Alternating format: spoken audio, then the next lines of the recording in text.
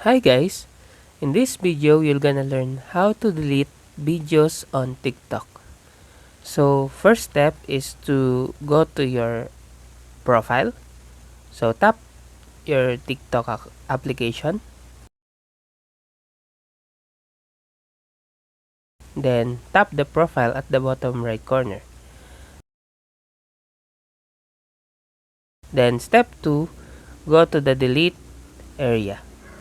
So, to do that, tap the icon at the left side. Then, choose what videos do you like to delete.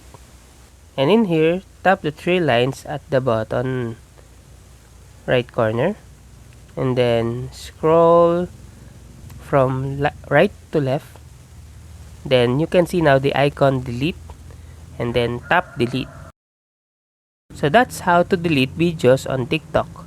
If you like this video, please click the subscribe button and click the bell icon to notify you to our next tutorial.